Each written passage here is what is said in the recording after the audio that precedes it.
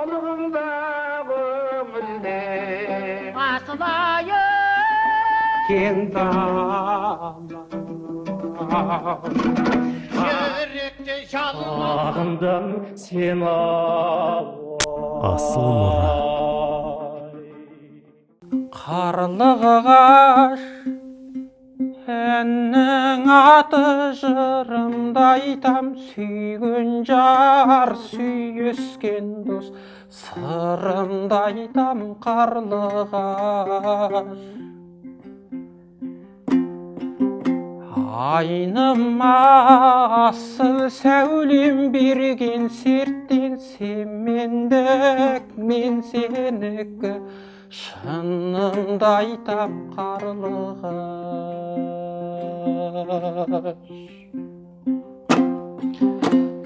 Құралай көз қолаң шаш, алма мойын қиғашқас, сүйген сәулем қарлығаш. Құралай көз қолаң шаш, алма мойын қиғашқас, сүйген сәулем қарлығаш. Ой, бәрекелді. Ассаламағалейкум. Назарларыңызда Асыл мұра бағдарламасы. Біз қазақ әні туралы әңгімемізді әрмен қарай жалғайтын боламыз. Өткендегі әңгімемізде әннің жалпы сипаты туралы айттық қой. Енді осы қазақ әнінде, осы кезеңде классикалық әндердің әсіресе екі жұмбақталып қалған дүниесі бар деп айтуға болатын шығар. Оның бірі мәтіннің жұмбағы болса, енді бірі әуеннің жұмбағы, әуез деп айтсақ та болады. Осы әуездің де жұмбақталып қалу туралы қазақ әні қалай космополитанды деген еңбек жазған Қасен Қожахмет ағамыз біраз дүниелер жазған екен. Сонда біздің дыбысымыздың өзгеруі туралы да кеңірек айтқан екен. Ал жас музыкатанушы, күйші Үрстем Нұркенов дыбыс идеал деген болады ғой, мысалы.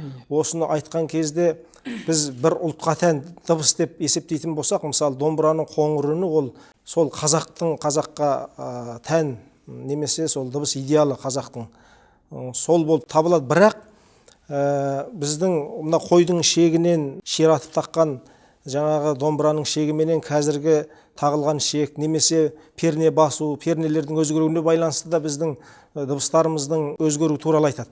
Бұл бір ғана әуен дыбыстың өзгеруі жалпы ұлттың өзінің болмысының өзгеруіне әкелетін үлкен дүние деп тәпсірлейді. Осы жайында кеңірек әңгімені тарқатып отырсаңыз. Армысыздар, құрметті көрермен қауым, Армыс Солеке. Біз енді есіңізде болса, екінші бағдарламамызда осы текті дыбыс деген, тексіз дыбыс деген хақында айтқанбыз. Енді сөз жоқ, анық нәрсе ғой, енді оны мен ойдан шығарып отқан дүние емес. Қазақтың жаңа рухани Гиппократ Абайдың өзі әннің де естісі бар, есері бар деген. Демек ән болса, естілік бар, ессіздік бар, ол өмірдің енді өлшемі ғой, ақ пен қарасы деген секілді. Сонда текті дыбыс өз салтанатынан, тұғырынан тайған кезде ол тексіз дыбыстың орнығатыны анық, салтанат құратыны анық, жаңағы кембағал, етек елпек, сондай дыбыстың бір есер дыбыстардың салтанат құратыны анық. Осы жерден де мына қасымыздағы қырғыз, көршіміз өзбектің қазіргі мына музыкасына қарайтын болсақ, сол музыкасында өз мендері, өз болмыстары бар. Ең бір қиын жағдай болып отқан дүние қазір мынау бір қабағат қателікті басынан кешіріп отқан дүние бұл қазақ эстрадасы деп айтсақ, анық айтқандық емес. Шыны керек, жүрегің ауырады, ашынасың. Бұл енді жаңа мысықмау, қитылық, тіпті аштырақ айтқанда осы порно ритмдер дейді. Порно ритмдер тіпті той томалақты қойған кезде мемлекеттік арналардан берілетін деңгейге дейін кетіп қалды. Бұл әрине ойланатын, пайымдайтын дүние. Кешегі отар. Біз сол текті дыбыстар менен тексіз дыбыстарды қазір біз ажырата алмаймыз ғой, жалпы тыңдарман ретінде. Ал оны қалай ажыратуға болады, қалай тануға болады мысалы? Ол мәселенің барлығы былай болды ғой, бұл қазақы дыбыстар ғой, жалпы дыбыстың өзі иісі деген секілді дүниелер болады кәдімгі. Сонда ең бастысы мына бізде мынандай бір өлшем орнықты ғой. Жаңағы славяндық өлшем деген өлшем болды. сол қазақ әндерінің барлығының негізгі мынау өлшем шарттар мына музыкада музыкалық жүйе деген болады. Музыкалық лад дейді. Лад деген ұғым бар, музыкалық жүйе.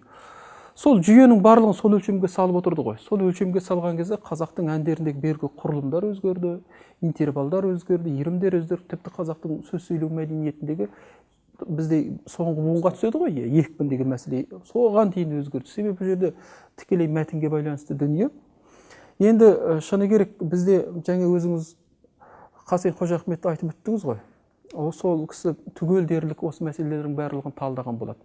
Өкінішке қарай мына қазақтың домбырасын естімеген қазақ әуенінен жат, біздегі 20 ғасырдың басында денінде біздің музыка мамандарымыздың денін мына Ленинград консерваториясы мен Мәскеу консерваториясында тәрбиеленіп келді ғой. Солардың барлығы жаңағы үлкен өлшем ретінде алып, барлығын қиятын қиып, сол славяндық негізге түсіріп отырды. Осы жерде біз айта кетуіміз керек, дәл осы біздің қазіргі қалымыздағы ахуалды көрсеткен ол Жүсіпбек Аймауытовтың сөзі. Есіңізде болса, Жүсіпбек Аймауытовтың сол сөзінде үлкен дүние жатыр. Жүсіпбек айтады, мәдениетті кісінің қара халықтың мәдениетті болғаннан мәдениетті адамның қазақ болуы қиын дейді. Бұл жердегі мәдениет деп отқаны түсінікті ғой, орыстық өлшем. Енді ол біз жаңа мәдениетті адамның қазақ болуы қиын дейді. Енді қайтып келмейді дейді ол. Себебі осы міне біз тәуелсіздік алғалы 30 жылдың бедері болып бара жатса да әлі күнге дейін көбесі сөгілмеген түсініктің бірі осы болып отыр. Әлі күнге дейін. Біз ашық айтуымыз керек. Бұл тенденция жаңағы мына ауылдағының ауыз сасық деген секілді бір қазақылықты, қазақ түсінікті, қазақ фольклордың барлығын бір өркениетке кедергі жасайтын бір бөрені ретінде қарау. Өркениетке ілес алмай қалған. Иә, ілес алмайтын ретінде қарау әлі күнге дейін салтанат. Бұл енді әдебиеттегі бар шаруалары жаңа. Енді ол бір үлкен мәселе. Сондықтан негізгі жаңағы идеалды дыбыс дегеніміз жалпы өзі қала берді классикалық дыбыс, қала берді қазақ әуеніндегі жалпы музыканың негізгі тағаны ол иман, кісілік. Бұл жерде енді өзіңіз ойлап көріңіз. Осы музыкадағы негізгі иман мәселесі, негізгі парасат мәселесі, негізгі кісілік мәселесі кеткеннен кейін олықтан не қалуы мүмкін? Абай айтады ғой, ұйықтап жатқан көңілді ән оятар, үннің тәтті оралған мән оятар дейді. Бұл жерде Абай сөзін ғана айтып отырған жоқ, әннің мәтінін ғана айтып отырған жоқ. Үннің де мәні, үннің де мағынасы, үннің де мазмұны бар екенін осы жерде бір тамаша енді дөп түсіріп айтып отыр. Біз осы үн төңірегінде әлі де көбірек зерттелетін дүние екені анық. Мына Мұхтар Әуезов қазақтың ұяты күйінде ғана қалды деген сөз бар. Ал енді осыны Секен Тұрысбеков ағамыз жиі айтады осы сөзді. Енді мына бір Қадыр Мырзалиевтің өлеңі бар ғой. Екі ішектің бірін қатты, бірін сәл-сәл кем бұра, нағыз қазақ емес, нағыз қазақ домбыра деген. Осыны біз негізі мақтанып айтамыз. Бірақ менше нағыз қазақ емес деген жерде көп сөз, көп ой тұр. Өйткені біз сол баяғы жаңағы күйлеріміздің мазмұны бар емес пе? Сол күйлеріміздің мазмұны адамның күйшінің бойындағы философиясы, ойы, тереңдігі, салмағы айтатын дүниесі емес пе? Соны сол күйінде шығарған күй бүгінде өзгерген. Шын мәнінде тартысындағы, жылдамдықтағындағы, пернедегі басқа дүниелер шегінен тартып. Өйткені ана дыбыспенен біз соны қабылдауға қауқарымыз жетпей қалған жағдайы бар. Сонда нағыз қазақ емес деп отырғаны, енді сол қазақтың үні, сол қазақтың болмысы сол домбырада тұр деп тұр да. Сонда нағыз қазақ емес, нағыз қазақ домбыра дегенді біз бөркімізді жаңағы қазандай қып мақтанып айтатын сөз емес ұқсап тұрады бір жағынан. Шын мәнінде сол болмысымыздың домбыраға сіңгені, сол домбыраның үнінде тұрған екені анық, бірақ біз одан алыстап кеткенбіз деген мағына шығатын секілді. Ал енді осы дыбыстың өзінен осыншама өзгеріске ұшырайтын болса, тілдің мәселесінде не болмақ? Әсіресе осы мына әннің айналасындағы мәтін төңірегінде осы тілдің қандай жаңағы әсері? Бұл енді былай ғой, жаңағы Қадырдың нағыз қазақ емес, нағыз қазақ домбыра дегеннен шығады. Мынау кез келген аспап сол елдің, сол этностың кәдімгі адами бір версиясы секілді. Мысалы, біз балалайка айтайық. Балалайкадағы музыка орыстың өзі секілді шалт қимылдайды. Ырғағы жаңа шалт бір темп деп байқасаңыз. Ал енді қазақтың өзі секілді ғой, домбыра, дегдар өзі секілді, қоңыр өзі секілді асықпайды. Кәдімгі сонда бұл байқап отырсаңыз, мына жан дүниесіндегі домбыра аспаптық көрсеткіші ғой. Демек, домбырадан айыру дегенің сөздің өзі сол қазақтың өзінің, төл түстігінен айыру деп ұғуымыз керек. Енді сіз айтып отқан жаңа тіл мәселесі бұл өте басы айтылатын шаруа. Себебі мына сөз бен саз дегеніміздің өзі апалы сіңлі адамдар секілді. Екеуі де. Апалы сіңлі адамдар іспетті бұл жерде саздың мәні сөзсіз анықталмайды. Себебі мына саздың өзі, музыканың өзі сөздің заңдылығына бағынады. Текстің заңдылығына болады. Солай ғой. Ағысы. Ағысына бағынады. Өйткені заңдылығы солай. Сондықтан сөз өзгерді демек, саз өзгерді деп біз ашық айтуымызға болады. Бұл жерде. Енді көп әңгіме айтуға болады бұған қатысты. Мен осы жерде мына бір дүниені айтып өтейінші. Мына біздің, сіз білесіз, жалпы қазақтың өзінің төл болмысын көрсететін әріптің саны 26. Ахаң Байтұрсынов енді қазақтың әріптік емлесін жасап кеткен адам ғой енді. 26 әріп. Сондықтан ұлттың рухани ұстазы Ахаң. Сонда ол не нәрсе? Мысал қазақ білесіз, Москва деп айта алмайды, Мәскеу дейді. Фатима деп фын айта алмағандықтан Бәтима дейді. Ал енді қазір 42 әріп бар, қосылған 16 әріп дегеніңіз ұлтты жойдасыз өзгеріске ұшыратты бізді. Шын айту керек.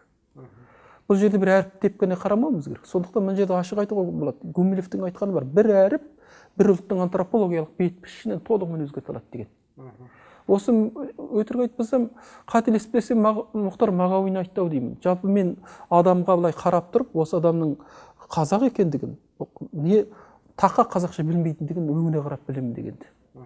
Өйткені жалпы биоөріс адамнан шығып тұр ғой. Антрополог бет-пішін солай қалыптасты. Себебі осы жерге бір не қоса кетейінші, жаңағы сол өң демекші ар жағындағы үн бар емес пе? Сол үннің өзінен мына бірде әйгілі диктор Сауық Жақанова апамыз осы дара жолдама сұхбат қойған, жаңа сұхбаттасқан кезде мынандай бір сұрақ болды.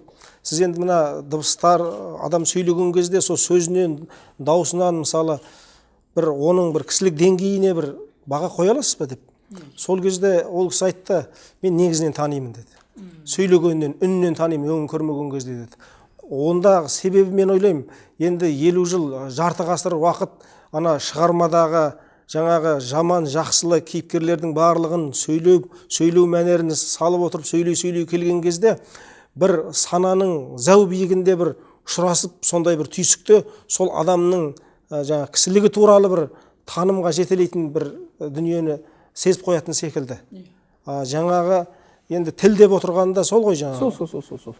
Ол жаңа үнге байланысты айтып отырсыз, сонда Левшин деген дауыстанушы дейміз ғой, акустика ілімі, солардың сол айтады, мен адамның а деп айтқанынан ақ бірден ақ оның кім екендігін біліп қоямын дейді. Және өйткені дауыста адамның потенциалы кім екенде, кісілігінің бәрі сол дауыста тұрады дейді. Сөйтеді соны жазып шыққан. Енді ол үлкен әңгіме, біз тілге келіп отырмыз ғой. Сонда мына шиырып айтқан кезде мына ұлттың егер тілі өзгеретін болса, оның түрі де өзгереді. Анық нәрсе ғой. Өйткені мына жас туады енді орыстың қатқыл әріптерімен дыбыстаған адамның антрополог бет-пішіні қалай болғанда басқа формада қалыптасады. Сонда мына біз енді кейде надандықта, есерлікте енді шек жоқ қой.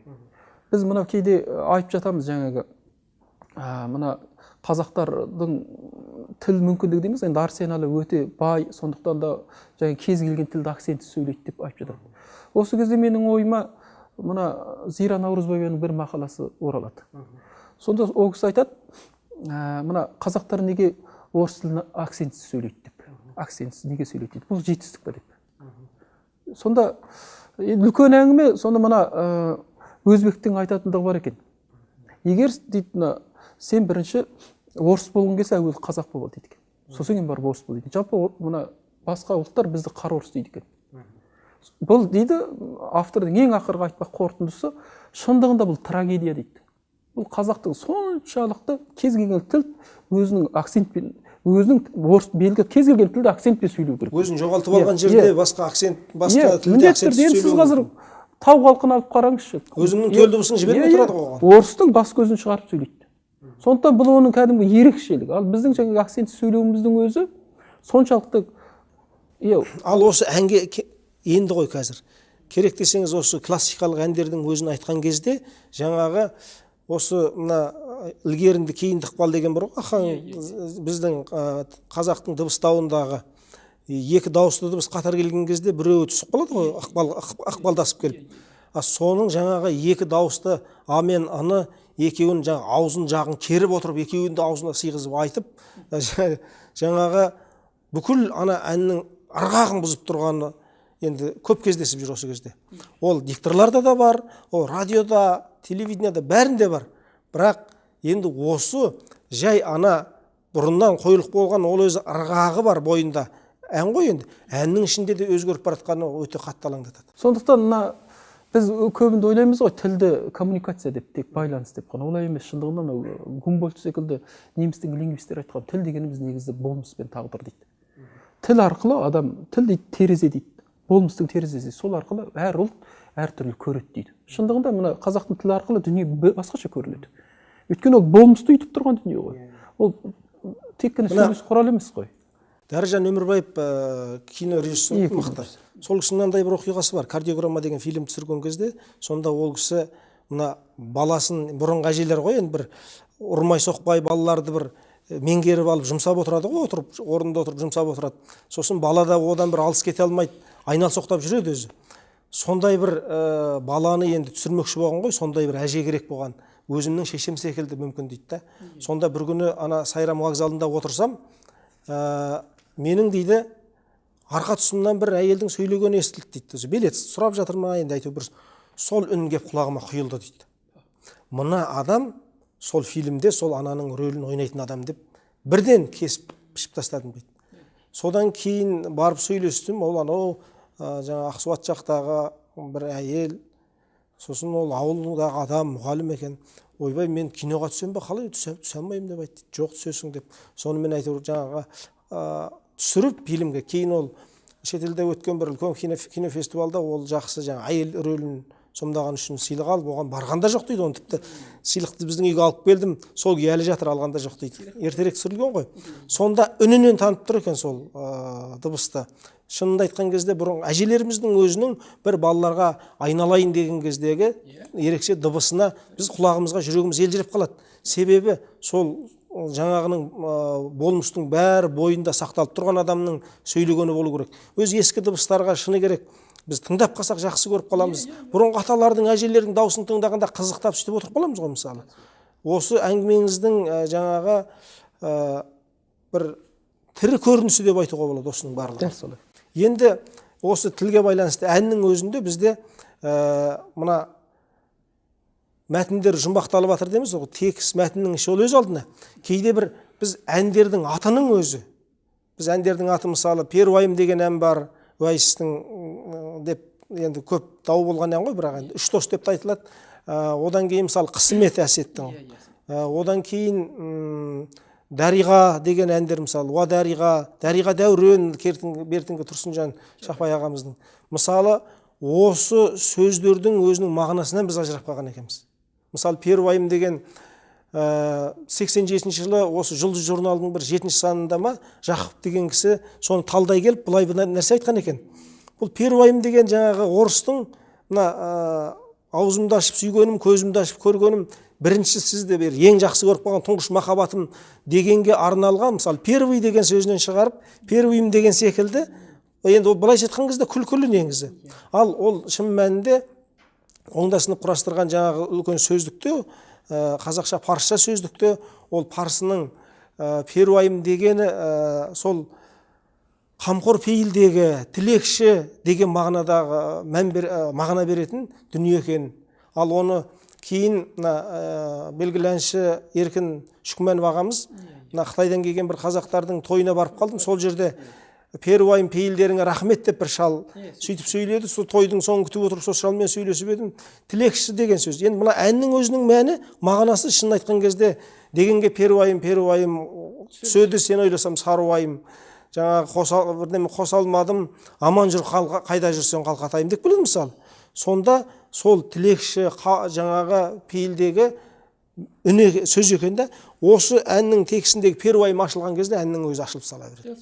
Дариға деген мысалы Иранның тілінде деп айтып, парсада деп айтады, Серік Қауымбай деген үлкен зерттеуші кісі бар, соның жазғанда енді қап өттің дүние әттең шіркін деген нәрсенің барлығын осы Дариға, Ва Дариға деген сөз және оның бір жай ғана өкініш емес, бір парасаттылықпенен қосыла берілетін мәні бар дейді. Түркілік дүниеде де бұл бізге осылай ауысқан деп келеді.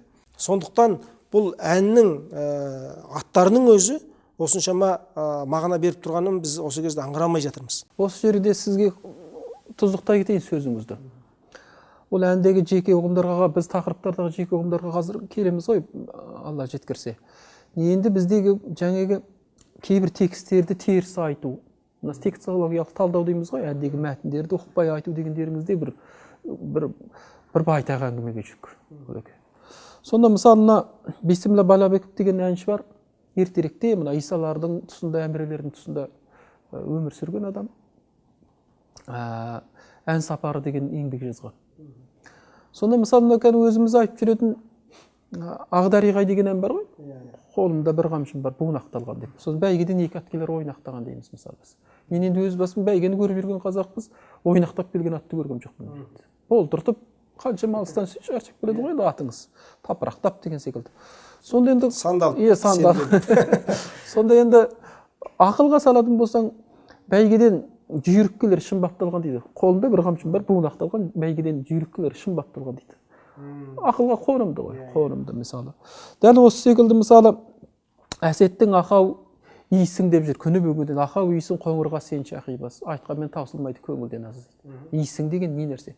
Мен абзал былай деп ойлаймын, ақау үй сен, қоңырғасы мен шақбас. Үй сен, қоңырғасың, мен шақибасмын деп тұр ғой. Мен шақбасмын деген ұғым ғой. Ақау үй сен. Ақау үй сен, қоңырғас, сен қоңырғасың, мен шақбасмын деп тұр ғой. Дәл осылай айту керек секілді. Сосын мына мысалы ақау семей деген ән бар. Ақау семей тілмен көмей дейді.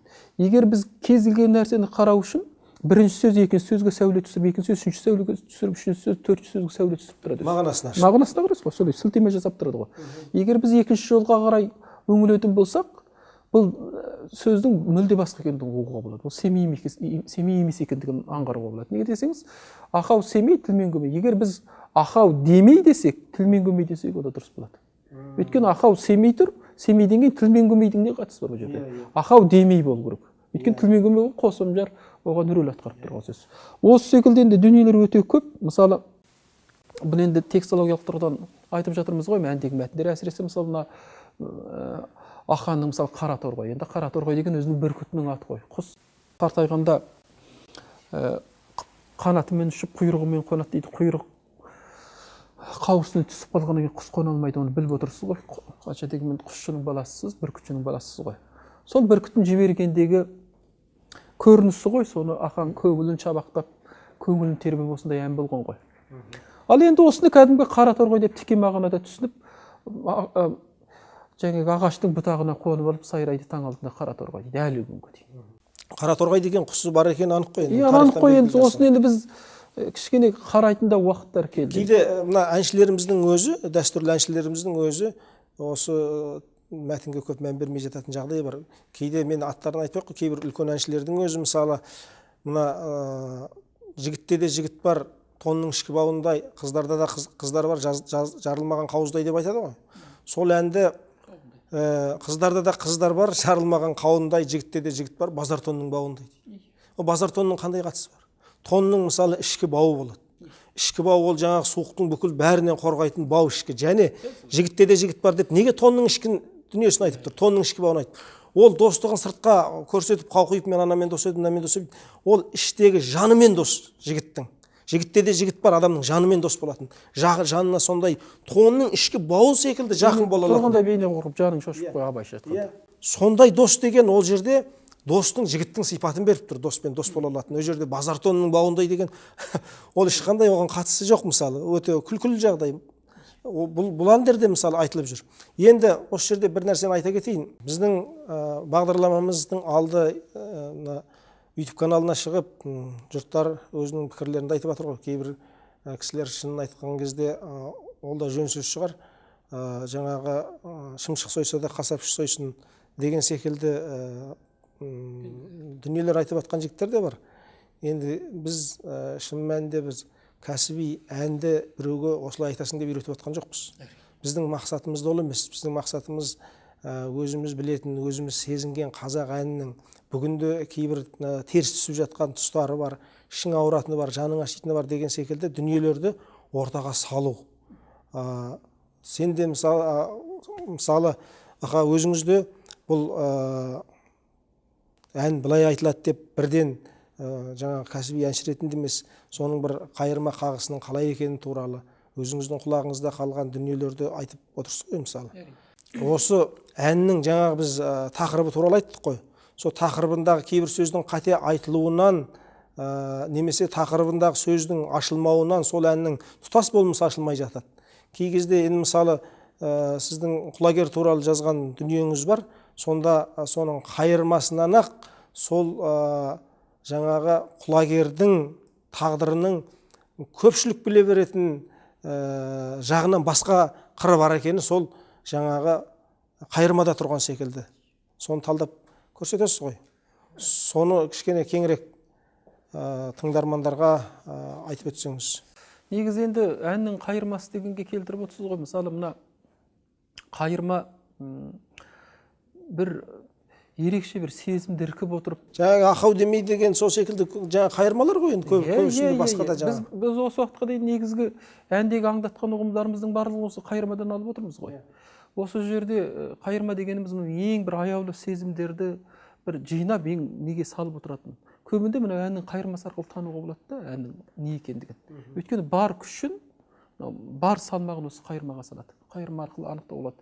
Енді жаңағы біздің текстологиялық мәселе дегені бір үлкен әңгіме ол енді. Оны айтып бір даңғайыр әңгіме ол. Оның біз түбіне жетпейміз. Тіпті қазіргі бір негізсіз адамдарға тиеліп жүрген әндер туралы айтуға болады. Ол енді келесі бір уақыттың еншісінде мүмкін қайырылып соғармыз. Бірақ енді мына сіз айтып отқан қайырма дегенде мен мына дүниені айта кеткім келеді. Осы жерде бір айрықша бір қызық дүние бар. Кейде мына бағанада мен сөздің басында аңдатып өттім ғой, қазақтың әндерінде белгілі бір өлшем болды, кәдімгі славяндық өлшем. Сол өлшемге салған кезде бізде енді ән болу керек, сосын куплет болу керек, сосын қайырма болу керек деген секілді. Оның регламенті болу керек, осындай минутта біту керек деген секілді. Кейде біздің әндер соған бағынбаған секілді болып тұрады. Оған маған осы көңілге жосын ұялататын дүниенің бірі мына Естайдың әйгілі Құсни қорланы. Енді Шәмші Қалдаяқов айтты деген бір мысал бар ғой. Шәмші айтты дейді, мен осы бүкіл әнімді осы қорланың айырбастыратын дейді ғой, деп айтады екен. Татымайды деп айтады екен. Шындығында классикалық бір ғажап өненді қорлан деген. Сонда мына қорланның есіңізде болса куплеті бар, сосын қайырмасы бар. Ақау жабылған екеуі туған екен бір анадан дейді. Одан кейін қайырманың қайырмасы бар мысалы. Өзіңіз біліп отырсыз, ары қарай шарықтап кете береді. Осы мысалы бір сақталып қалған дүниеде бұл енді Естайдың да ар жағында белгілі бір сабақтастықтар бар ғой. Ән айтудың мәнерінде бар ғой. Сондықтан бізде белгілі бір ұғымдарды куплет және қайырма болу керек деген секілді өлшемге салып тастаған секілді. Осы секілді күйлер де бар. Кәдімгі мына басынан бастап, енді қапелімде есіме түспей тұр осы секілді. Ары қарай кәдімгі роман секілді басынан бастап аяғына дейін. Сегіз аяқта сол ғой мысалы. Дамып отырады. Яғни толғау деп айтсақ та, оның сипаты мүлде басқа ғой. Енді сіздің айтып отқаныңыз құлагер, бұл да әрине мен бұны мақалаға үлкен қылып жаздым, енді оқиға сорабы мүмкін шамамша сығымдап айтуға тырысайын. Құлагер енді Ақан серінің әйгілі қас тұлпары ғой. Бұны енді құлагерді жалпы жазған Ілияс Жансүгіров. Ілияс арқылы құлагер жетті. Бірақ осы жерде мына Ақанның құлагеріне, жалпы Ақан серінің өміріне өте бір ынтық болған адам, бек ынтызар болған адамның бір Мағжан. Мағжан айтады ғой, мейлі сері десін, пері десін, ұнайды өмірмен Ақан маған деп. Ақанның өмірі мына Мағжан ерекше ынтық қылған. Ақан дүниеден өткеннен кейін Ақанның көзін көрген адамдар болған. Мағжан соған байланысты дерек жинаған. Содан деректі жинай келіп, бұл Ілияс айтып отқан көркем шындықтан емес, реалды шындықты алып келген. Сол туралы очерк жазған. Енді мен былай, шындығында құлагер әнін деге мына Бөрібай деген бір ұғым бар. Ай Бөрібай ай деп бір аса көрсініспен қайырмада бағын айтып отырмын ғой. Және Естай дегеннен шығады. Мысалы мына жаңа айтып келеді, айырылдым ғашық жардан Құдай аллай, құрышым толғанады шыдай алмай деп келеді ғой. Бар еді қайран күндер татып өскен келеріме қайта айланып дейді да, бүкіл зардалады да запыранда дәриғай деп тастай салады, дәриғай деп. Соған салып отырады. Сол ана бүкіл күш бағанаға дейінгі айтылып жатқан әндегі біз енді қайырма дегеннен шығып отырмыз, соған анаға әкеледі жаңағы. Зардың бәрі соған келеді де, ең соңында деп бір адамды тастайды ғой. Дәл сонымен шығарады. Мысалы, дәриғай деп. Сондай запыран. Сол секілді мына адам жаңағы айтқым келіп отырғаны, құлагерде осы мен Бөрібай деген есімге көп таңғырқап жүрдім. Неге ол Бөрібай? Сол Бөрібай кім екен? Атқа шапқан адам ба? Әлде ат айдаушы адам ба? Осылай жүрдім. Бірақ қалай болғанда әнде сол Бөрібай деген бір есім, бір құпияның, бір тақыр болып жатты маған. Бір кеселде, бір айтпағы бар, бір түйіні болып солай тұрды. Кеудемде күмән болып жүрді. Сөйтіп жүргенде жаңағы Ақан сері туралы Мағжанның очеркісін оқып жүрген кезде осыған жауап табылды ғой. Сонда Ақан Мағжан айтады, мына оқиға былай болған екен. Білесіз ғой, мынау негізі құлагерді нағашым сұрағанда беріп едім дейтін болса, бұл Қуандық Шөкітай жылқысынан дейді, кім айтады? Ол Ақан 100 теңгеге сатып алған дейді, жәнегіні. Мүлде бөлек. Сонда енді мына оқиғаның негізгі өткен жері былай екен. Иман Жүсіп айтады ғой, 40 мың жылқы өссе де лайланбас, су ішсе лайланбас. Нияздың аюлымен қарай көл дейді ғой, 40 мың жылқы. Сонда мына қазақтың қара өлеңінде бар ғой, арқада кім білмейді қуандықты, кезінде қылған екен жуандықты. Аққошқар Сайдалының заманында дейді, Аққошқар Сайдалының заманында бір көлден 40 мың жылқы суарып деп. Бұл мен бұл жердегі Аққошқар Сайдалының неге аталып отыр десеңіз, тікелей осы құлагерге қатысы бар. Сол Аққошқар Сайдалының асы болады. Бұл құлагердің мына Сағынайдікінен ілгеріде болған оқиға. Содан ас болады, ас болған кезде өзіңіз жазып жүретіндей даяқ ашшыңыз бар емес пе? Жаңағы ат көмбеге тақаған кезде көтермелеп бір жарасалап келетін адамдар бар ғой. Дәл осында Ақан өзі қарап отырады. Сонда бір адамдар келеді да, ана кете бүркек қатысады, 350-ге жуық ат шабады бұл жерде. Сонда мына кімнің оқиғада Барақбайдың аты шабады. Кете бүркек болу керек соның аты. Кете бүркек деген аты шабады. Екеуі құйрық түстесіп келе жатады құлагер екеуі. Сонда жаңағы Барақбай Бөрібай деген шабарманын жіберіп, жаңағы атты кес-кестеп алдын тосып, құлагердің алдын кес-кестеп тосып, ананы оздыруға әрекет жасайды. Осыны көріп отырған Ақан темпераментті адам болған, өте қызба. Жаңағы келеді да, кімді Бөрібайды қамшымен жонынан салып жүреді. Бірақ Бөрібайда белді рудың адамы ішінде қан қатып қалады ғой, ішінде кек кетеді. Өйткені енді жасыратын ештеңе жоқ, жалпында қазақтың дені шындығының дені рулық шындық болған. Өйткені жаңағы Бөрібайды сабау деген белгілі руды сабаға бірдей қабылданған. Қабылданған, оны жасыратын ештеңе жоқ, тарихи шындық. Сондықтан жаңағы оқиғадан кейін қан ішінде кек кетеді. Сөйтеді де жаңағы енді кек деген бір шықпай қоймайды ғой. Сөйтіп жүреді де енді мына Сағынайдың асы болған кезде жаңағы кек шығып сол жерде майып қалады ғой. Содан бірақ Ақан оны өзі біліп отыр, оны өлтірген. Сонда күні бүгінге дейін біз құлагерді өлтірген кім дегенде құлагердің өзі айтып келген ғой, Бөрібай деп тұрған ғой. Ол неге мысалы жаңағы Батыраш деп айтпайды, неге Бөрібай дейді? Сол Бөрібайдың жауабын жаңағы Мағжан Ақан сері туралы очеркте толығымен жазып айтқан болады. Сол әнді бір ыңылдап салып көрсеңіз. Жел соқса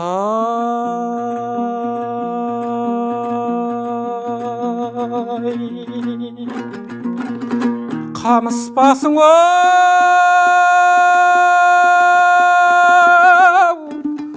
майдау деймін ат қостым,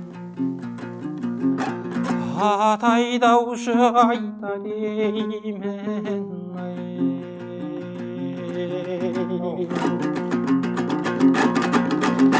Алдыңға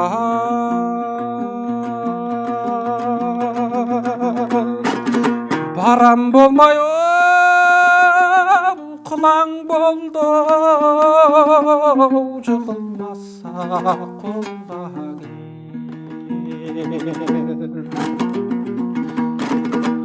Қайта деймін ай Бөрібай айдай, бөрібай айдайдай, беу, ай.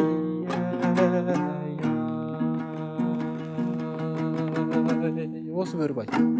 Қауым шіркін. Қадірлі ағайын, бағдарламамыз соңына келіп жетті. Ән туралы әңгімені бүгін осы жерден қайыра тұрайық. Келесіде тағы да осы секілді әндер, әсеттің қысыметі, Абайдың ән туралы пайымы, тағы басқа көптеген әндер туралы әңгімені жалғастыратын боламыз. Бізбен бірге болыңыздар, қарай жүріңіздер, пікір жазыңыздар, ой бөлісіңіздер. Сіздердің де айтар дүниелеріңіз болса, хабарласыңыздар.